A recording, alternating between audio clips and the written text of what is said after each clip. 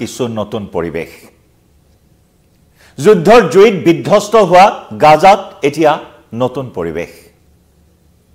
গোলা বাৰু ক্ষেপণাস্ত্ৰই তছনছ কৰা গাজালৈ এতিয়া যেন শান্তিৰ পৰিবেশ উভতি আহিছে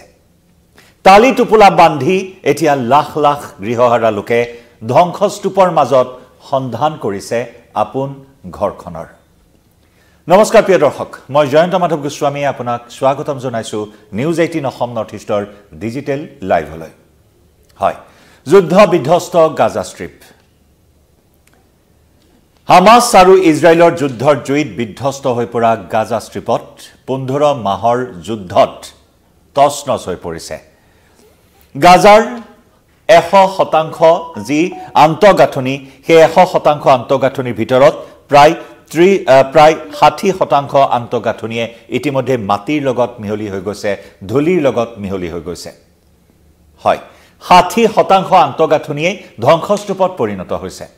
আৰু তাৰ ভিতৰত সৰ্বাধিক যদি ক্ষতি হৈছে সৰ্বসাধাৰণ নাগৰিক এই 15 মহীয়া যুদ্ধখনত হামাস আৰু ইজৰাইলৰ আক্ৰমণ প্ৰত্যাক্ৰমণ এই সময়ছোৱাত গাজা ষ্ট্ৰিপত প্ৰায় ৪৭,০০০ৰো অধিক লোকে প্ৰাণ হেৰুৱাইছে প্ৰায় 15 লক্ষাধিক লোক গৃহহাৰা হৈছে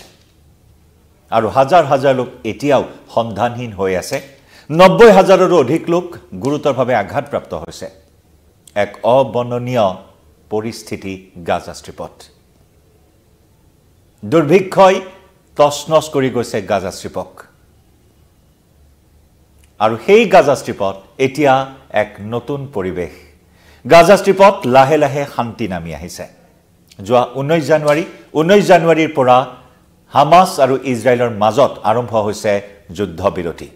এই শান্তি চুক্তি অনুসৰি ইতিমধ্যে বন্দী বিনিময় প্ৰক্ৰিয়া চলি আছে আৰু এই বন্দী বিনিময় প্ৰক্ৰিয়া চলি থকাৰ সমান্তৰালকৈ উত্তৰ গাজালৈ যোৱা সকলো পথ মুকলি কৰি দিয়া হৈছে একেদৰে দক্ষিণ গাজালৈ যোৱা সকলো তালাচী চকী মুকলি কৰি দিয়া হৈছে আৰু তাৰ পিছৰ এয়া হৈছে দৃশ্য আমি সম্পূৰ্ণকৈ দৃশ্য আগবঢ়াইছো আপোনালোকৰ সন্মুখত এয়া লক্ষাধিক লোক দৈনিক লাখ লাখ লোক আপোন ঘৰখনলৈ উভতি গৈছে এনেদৰে এয়া চাওক কেৱল মানুহ এয়া আৰ্তনাদ এয়া মানুহৰ আৰ্তনাদ এয়া দুৰ্গতজনৰ আৰ্তনাদৰ এই দৃশ্য এনেদৰে আপোন ঘৰখনলৈ বুলি ঢাপলি মেলিছে তালি টুপলা বান্ধি লাখ লাখ দুৰ্গত লোকে এয়া গাজাৰ ধ্বংসস্তূপত আপোন ঘৰৰ সন্ধানত নামি পৰিছে এই সকল লোক এয়া চাওক বুজাই কৰি তালি টুপলা বুজাই কৰি যিয়ে যেনেদৰে পাৰে তেনেদৰে আপোন ঘৰ অভিমুখে ৰাওনা হৈছে অতদিনে শৰণাৰ্থী শিবিৰত অতদিনে সীমান্তত মুকলি আকাশৰ তলত থাকি অৱশেষত নিজৰ ঘৰখন বিচাৰি এনেদৰে ঢাপলি মেলি গাজা অভিমুখে ৰাওনা হৈছে এই সকল লোক এক হৃদয় বিদাৰক দৃশ্য এক দুৰ্বিষহ জীৱন অতিবাহিত কৰিলে এই 15 মাহ জুৰি এই সকল সাধাৰণ নাগৰিকে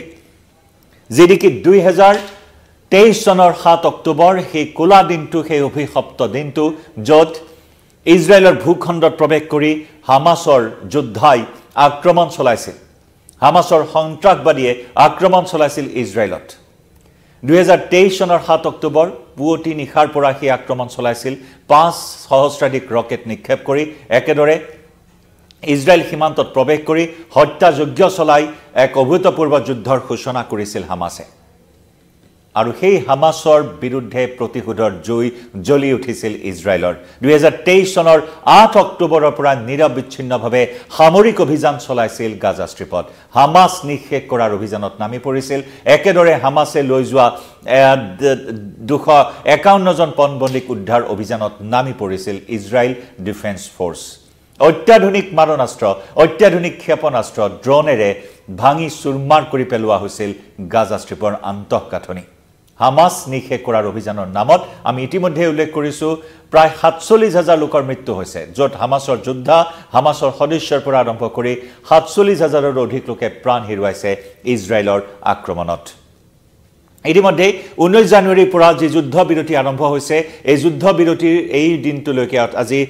19 জানুৱাৰীৰ পৰা আজি 29 জানুৱাৰী এই 10টা দিনত এই 11টা দিনত প্ৰায় 7 গৰাকীকৈ পণবন্দীক মুকলি কৰি দিছে হামাসে ইজৰাইলক ইজৰাইলৰ 7 গৰাকী পণবন্দী দুটা পৰ্যায় প্ৰথমে 3 জন তাৰ পিছত 4 গৰাকী মহিলা জোৱানক মুকলি কৰি দিয়া হৈছে আৰু তাৰ বাবে ইতিমধ্যে ইজৰাইলে যিসমূহ বন্ধ কৰি থোৱা পথ আছিল সেই পথসমূহ মুকলি কৰি দিছে গাজা ষ্ট্ৰিপলৈ যোৱা পথসমূহ মুকলি কৰি দিয়াৰ পিছতে ঘণ্টাত এনেদৰে লাখে লাখে লোক প্ৰৱেশ কৰিছে গাজা ষ্ট্ৰিপত আৰু তাৰ পিছত এয়া গাজা ষ্ট্ৰিপত চাওক জনসমুদ্ৰৰ সৃষ্টি হৈছে গাজা ষ্ট্ৰিপ প্যালেষ্টাইনৰ এই গাজা ভূখণ্ড অতি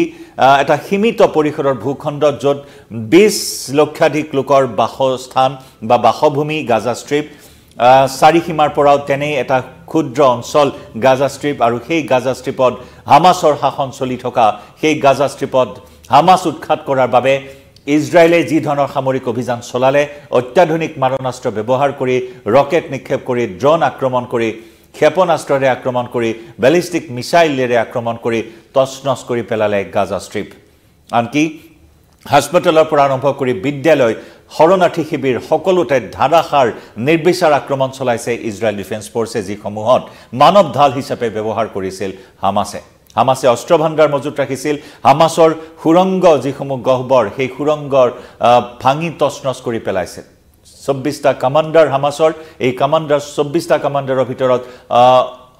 17টা কমান্ডাৰে ইতিমধ্যে ভাঙি তছনছ কৰি পেলাইছিল ধ্বংস কৰি পেলাইছিল ইজৰাইল ডিফেন্স ফৰ্চে আৰু বাকি হামাছৰ নিখে কৰাৰ অভিযান চলি আছিল অতদিনে কিন্তু শেহতীয়াকৈ আমেৰিকাৰ পৰোক্ষ হস্তক্ষেপ একেদৰে মিছৰ একেদৰে কাটাৰ এই দেশসমূহৰ হস্তক্ষেপত অৱশেষত যুদ্ধবিৰতি সম্পন্ন হল যুদ্ধবিৰতি আৰম্ভ হল যুদ্ধবিৰতি প্ৰযোজ্য হল আৰু তাৰ পিছত এয়া শান্তিৰ পৰিৱেশ বা আপোন ঘৰখনৰ সন্ধানত এনেদৰে এইসকল লোকে এইসকল গৃহহাৰা লোকে তালি টোপোলা বান্ধি সতি সন্তান লগত লৈ এনেদৰে নিজৰ ঘৰখন অভিমুখে ৰাওনা হৈছে এয়া চৌদিশে ধ্বংসস্তূপ চৌদিশে মাথো ধ্বংসস্তূপ আৰু এই ধ্বংসস্তূপৰ মাজত এতিয়া হাহাকাৰ কৰিবলগীয়া হৈছে আপোন ঘৰখন বিচাৰি যেতিয়াই পথসমূহ মুকলি কৰি দিয়া হৈছে গাজাত প্ৰৱেশ কৰা এই লোকসকলে নিজৰ আপোন ঘৰখনত আহি নিজৰ সন্ধানহীন হৈ থকা পৰিয়ালৰ সন্ধানহীন হৈ থকা সদস্যসকলৰ সন্ধানতো আৰম্ভ কৰিছে অভিযান যেনিবা ধ্বংসস্তূপৰ মাজত বাসগৃহৰ কৰবাত এতিয়াও মৃতদেহ থাকিব পাৰে সেই অনুমান কৰি ইতিমধ্যে উদ্ধাৰ অভিযানো চলাই থকা হৈছে গাজাৰ ডিফেন্স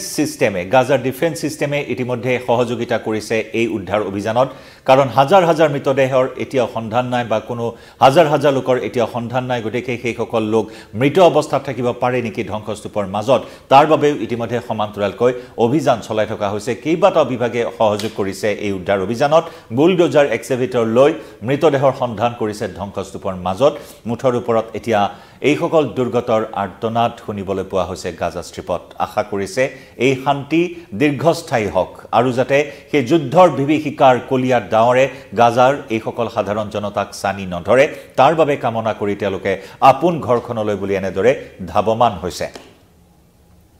আৰু তিনিটাকৈ পৰ্যায় এই যুদ্ধবিৰতিৰ চুক্তি য'ত প্ৰথমে বন্দী বিনিময় পৰ্ব তাৰ পিছত শান্তি আৰু সুৰক্ষাৰ দীৰ্ঘস্থায়িত্বৰ ওপৰত গুৰুত্ব প্ৰদান কৰা হ'ব যদি শান্তি আৰু সুৰক্ষা দীৰ্ঘস্থায়ী হয় তেতিয়া হলে তৃতীয়টো পৰ্যায়ত গাজাত পুনৰ নিৰ্মাণৰ প্ৰক্ৰিয়াও হাতত লোৱা হ'ব বুলি ইতিমধ্যে কোৱা হৈছে গতিকে 42 দিনৰ পৰিক্ৰমা এই 42 দিনত বন্দী বিনিময় পৰ্ব আগন্তুক কেইবা দিনত 18 গৰাকী পণবন্দীক হামাছে মুকলি কৰি দিব ইতিমধ্যে সেই তালিকা প্ৰস্তুত কৰি থকা হৈছে যদি এই বন্দীসকলক এই প্ৰক্ৰিয়াৰ মাজেৰে বিনিময় কৰিব পৰা যায় তেতিয়া হলে শান্তি দীৰ্ঘস্থায়ী হ'ব বুলি আশা কৰা হৈছে কিন্তু একে সময়তে ইজৰাইলৰ প্ৰধানমন্ত্ৰী বেঞ্জামিন নেতানেহুৱে হকিয়নি দিছে যে হামাছে যদি যুদ্ধবিৰতিৰ চুক্তি তিলমানো অমান্য কৰে উলংঘা কৰে ইয়াৰ পৰিণাম অত্যন্ত ভয়ানক হ'ব আকৌ জোৰদাৰ সামৰিক অভিযান চলোৱা হ'ব বুলি হুংকাৰ প্ৰদান কৰিছে ইজৰাইলৰ প্ৰধানমন্ত্ৰী বেঞ্জামিন নেতানেহুৱে বন্দী বিনিময় পৰ্ব 7 গৰাকী ইজৰাইলী পণবন্দীক হামাছে মুকলি কৰি দিয়াৰ বিনিময়ত ইজৰাইলেও প্যালেষ্টাইনৰ বহু কাৰাবন্দীক মুকলি কৰি দিছে গতিকে 42 দিনলৈ অব্যাহত থাকিব 19 জানুৱাৰীৰ পৰা আৰম্ভ হোৱা যুদ্ধবিৰতি আৰু এই সময়ছোৱাত বন্দী বিনিময় পৰ্ব চলি থাকিব আৰু তাৰ মাজতে গাজালৈ প্ৰৱেশ কৰিব পৰা পথ উত্তৰ গাজা দক্ষিণ গাজাৰ সকলো পথ মুকলি কৰি দিয়াত এতিয়া জনসমুদ্ৰৰ সৃষ্টি হৈছে গাজা ষ্ট্ৰিপত গৃহহাৰা লক্ষাধিক লোকে এতিয়া আপোন ঘৰৰ সন্ধানত চিৎকাৰ কৰিবলগীয়া হৈছে এই খণ্ডত আমি পৰৱৰ্তী সময়তো আৰু অধিক খবৰ জনাই যাম এই মুহূৰ্তত লাইভৰ পৰা বিদায় লম ধন্যবাদ